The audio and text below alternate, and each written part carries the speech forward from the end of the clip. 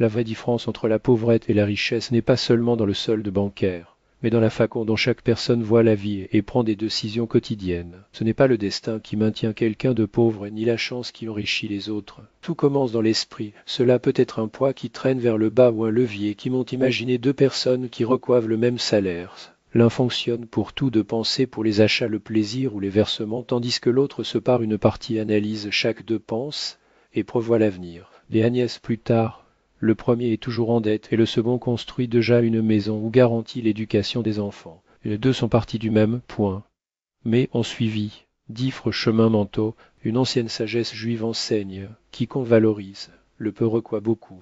Un pauvre méprise, un médaille, le riche respecte. Le pauvre cherche des résultats rapides, les riches peuvent attendre. Pauvre culpève les circonstances et riche demande que puis-je faire. Ces attitudes presque imperceptibles définissent tout le reste. Je me souviens d'une histoire de mon enfance. Un voisin se plaignait: je n'ai pas de chance, rien ne fonctionne pour moi. À travail dur, mais chaque nuit, il dépensait son argent. Au bas, un autre voisin, avec le même salaire, annote chaque dépense sur un cahier. Et Agnès plus tard, le premier se plaignait toujours de la vie, tandis que le second avait son propre atelier et employait d'autres personnes. Une pauvrette construite, l'autre prospère. Des études modernes expliquent ce phénomène. Notre cerveau est programme pour chercher des récompenses immédiates. Nous avons opté pour le plaisir d'aujourd'hui en échange de demain, un piège qui emprisonne beaucoup de pauvrettes. Ça, ils voient au-delà du presse, ils savent attendre et construire leur trajectoire avec des étapes petites. Mais courantes, la question n'est pas de savoir combien vous avez maintenant, mais cette mentalité dit vos choix. L'argent va et vient, mais la façon de penser demeure. Si les pauvres, aucune fortune ne durera. La première raison pour laquelle beaucoup restent dans la pauvrette est le manque de contrôle. L'argent arrive et disparaît sans sentir. Ceux qui vivent comme pas n'enregistrent pas les dépenses, agissent sur l'impulsion. J'ai vu des gens dire: pourquoi l'écrire? Je disparaît. Et on fait quelque chose, ainsi que la possibilité de grandir. Quand ils empruntent, ils ne savent même pas combien ils devraient. Le résultat est toujours le même: poche vide et lamentations sans fin. La deuxième raison est l'obsession des apparences. Beaucoup de pauvres dépensent pour ce qu'ils ne peuvent pas payer, juste pour paraître riches. J'ai rencontré des personnes qui se sont endetties par un téléphone portable ou des vêtements de marque cherchant un statut.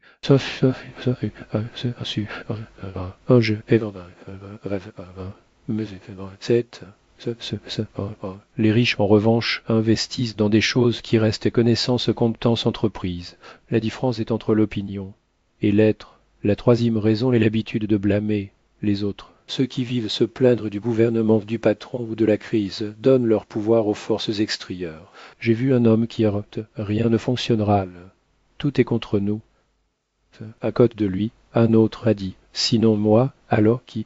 Le premier reste pauvre, la seconde a construit une entreprise, car elle a transformé l'énergie en action, pas des plaintes. La quatrième raison est la peur de recommencer. Beaucoup s'accrochent à eux, même si cela les détruit.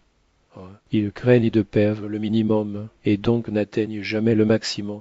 J'ai rencontré quelqu'un qui a tout perdu 3 fois, mais qu'il est toujours parti de zéro. Il a dit: rien n'est pas une fin, c'est l'occasion de faire mieux. Aujourd'hui, il est un entrepreneur respect. Ces normes mentales, pas le manque d'argent, gardent les gens coincés avec la pauvrette. Maintenant, voyons pourquoi les riches s'enrichissent. Sa force n'est pas dans l'héritage ou la chance, mais comment ils pensent et agissent quotidiennement. Tout d'abord, ils apprécient le petit. Ils contrôlent chaque centime, parce qu'ils savent que de grandes fortunes naissent de petites économies. Un vieux sage juif disait: si vous ne savez pas comment honorer la monnaie, ne vous veniez avoir.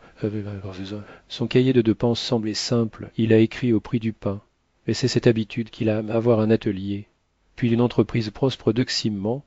Ils reportent le bonus. Ils comprennent que le plaisir immédiat peut ruiner l'avenir. Une connaissance a reçu un montant élève.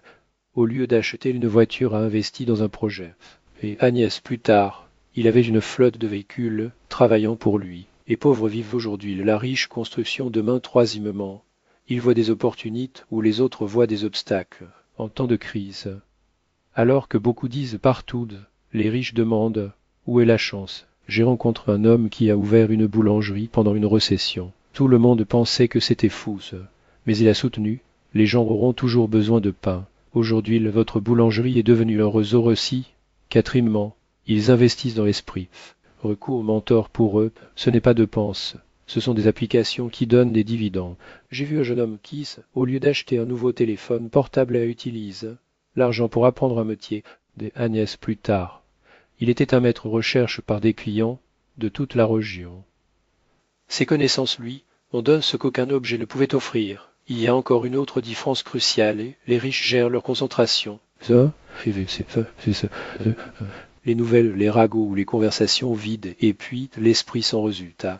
Les riches preuvent leur attention en tant que trésor, car ils savent que là où il va suivait également l'argent et l'énergie.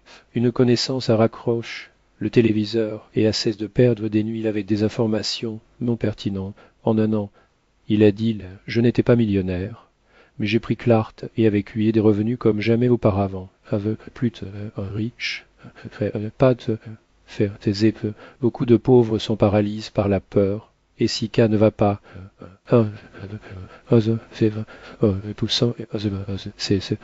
Ish voit l'erreur comme faisant partie de l'apprentissage. J'ai rencontré un garçon qui a fait faillite 3 fois, mais qui monte à chaque automne. Aujourd'hui, il dit, chaque trébuchement était cher, mais chacun m'a rendu plus sage. L'autre caractéristique consiste à savoir s'arrêter. Ils comprennent que s'empose le corps et l'esprit s'épuise. Dans certaines traditions, comme le Chabbal, une journée pour se déconnecter du bruit et se reconnecter avec soi-même.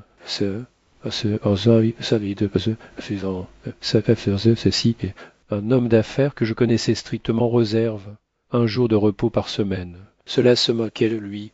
Vous perdez le temps. Mais c'est précisément lui qui travaillait le plus, car il a conserve sa force et sa lucidité en feinte le riche objectif de ce qu'ils font. Ils ne travaillent que pour le salaire de courage rapidement. Qui a une plus grande mission? Comment construire un héritage pour les enfants, trouver la force même dans les moments difficiles? Un de mes amis a dit, je n'organise pas de magasin, je construis un avenir pour ma famille. Ce point de vue le maintenait en mouvement fondamentalement.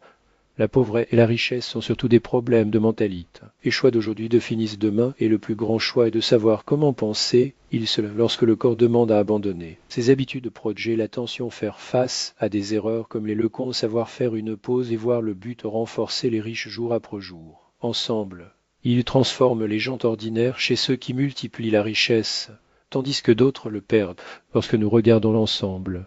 Il est clair, la pauvrette et la richesse ne sont pas seulement des chiffres dans le compte, ce sont des modes de pensée. Les pauvres restent pauvres parce qu'ils vivent sans contrôle. Ils courent après des apparences, se plaignent de la peur et s'accrochent aux passes. Les riches s'enrichissent parce qu'ils apprécient le petit. Ils savent attendre, chercher des opportunités à prendre et protéger constamment leur objectif.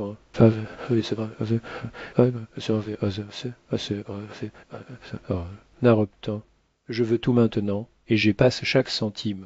Autre à 10, j'attendrai et rejoindrai des Agnès plus tard, le premier à coule, en était le second à construire une maison et à S.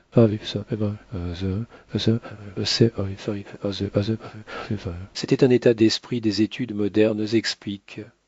Notre cerveau cherche facilement les rapides. Ils cultivent la patience, la discipline et la responsabilité, et cela les rend capables de se multiplier pendant que d'autres gaspillent.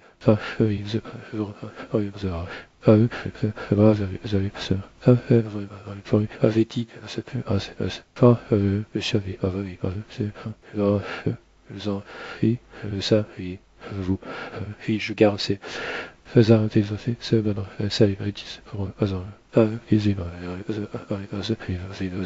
utilisez cette fois pour quelque chose qui vous rapproche de l'objectif 4.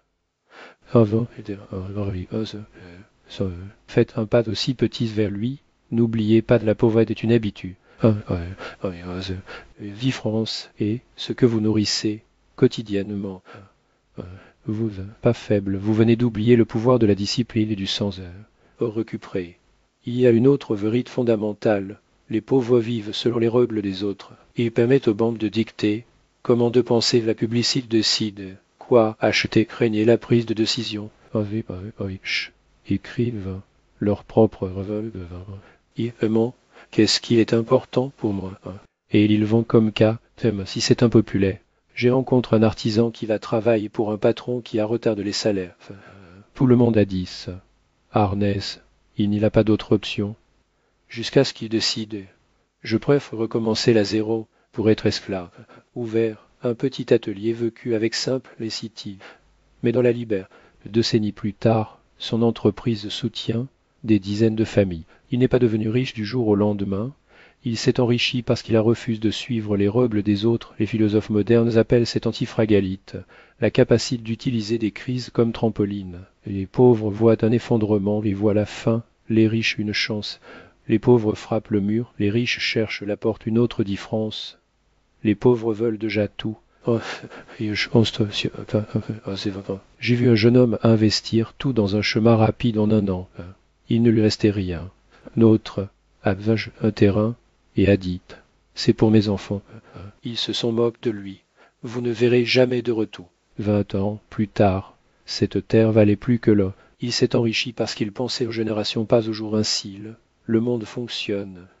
Les pauvres pensent court, les riches lointains. Par conséquent, certains courent toujours après, d'autres sont toujours en avance pour penser sur votre capital.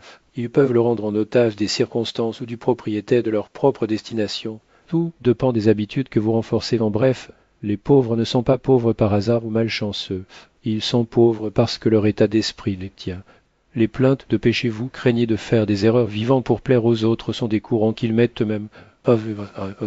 Fils, ils pensent différemment, ils apprécient le petit, ils voient au-delà aujourd'hui, ils savent attendre, investir dans les connaissances, protéger la concentration et retracer leur propre chemin, même si se moquer de l'argent va et vient, mais l'état d'esprit reste. C'est un pauvre, qu'une fortune, c'est pas dur. Si les riches et même les petites multiples, que faire maintenant? Chaque plainte délivre son pouvoir aux autres deux.